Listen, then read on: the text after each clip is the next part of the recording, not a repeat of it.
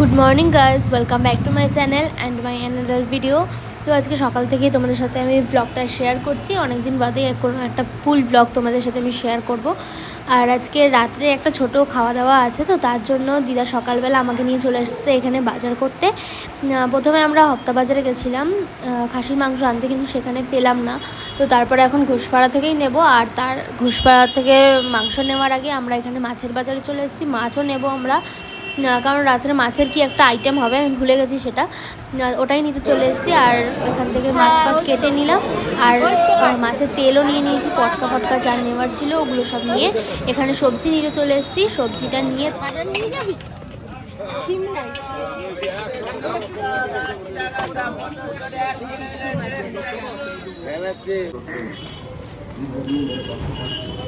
কোথায় আছিস তুই?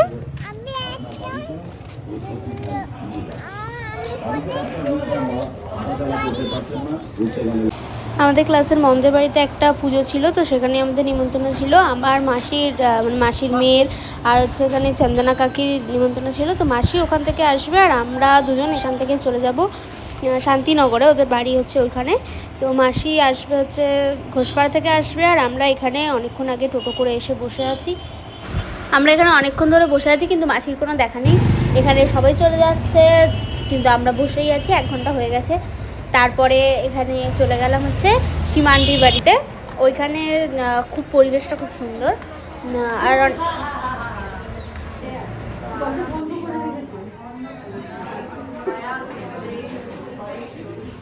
তোমার বরকে বলো, তোমার বরকে বলো। আমার মাসি বিয়ে বাড়ির সাজ সেজে এসেছে। এই তুই এতক্ষণে কি সাজলি?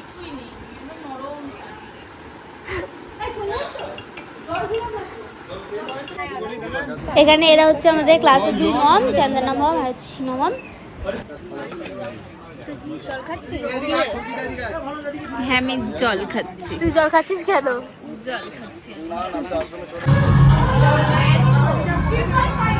এই নিন্দা করছিস? ওখানে যারা আছে এখানেও তারা আছে।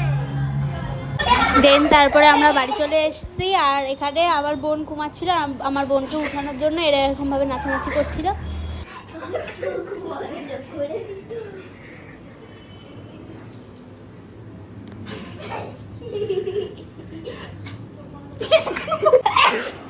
এখনই যাওয়ার কথা আছে নাকি? এই রান্নাগুলো আমরা একা ঠুসবো। এখন বাড়ি চলে এসেছি, সীমা আন্টির বাড়িতে গেছিলাম, তো ওখান থেকে বাড়ি চলে এসেছি। এবার একটু রেস্ট নেবো। আবার জ্বর এসে গেছে, জ্বর তো ছিলই কালকে থেকে, আজকে আরও বেশি হয়ে গেল। তো এখন একটু শুয়ে মুভি টুভি দেখবো, কাজ আছে। তারপরে এখানে ঘুম থেকে উঠে, মানে ঘুমাইনি, মুভি দেখছিলাম। মুভি দেখে তারপরে এখানে চিকেন আনতে এসেছি, কারণ আমি মাটন খাই না, চিকেন খাবে। তো ঘোষপাড়া আমাকে টেনে টেনে নিয়ে এসেছে চিকেন আনাতে। এখন চিকেন নেব, নিয়ে তারপরে বাড়ি যাব, গিয়ে রান্না হবে। আর এখানে দেখো আমার যা জ্বর সর্দি হয়েছিল আমি সব ওকে দিয়ে দিচ্ছিলাম, না যাতে আমার আর জ্বর সর্দি না থাকে। আমার মা আর মাসি এখানে ফিশ ফ্রাই বানিয়েছিল। ফিশ ফ্রাইয়ের শেপগুলো একটু কীরকম হয়েছে, তখন ফিশ ফ্রাই দিয়েছিল, দেন আবার খেতে বসে আমাদের ফিশ ফ্রাই দিয়ে দিল।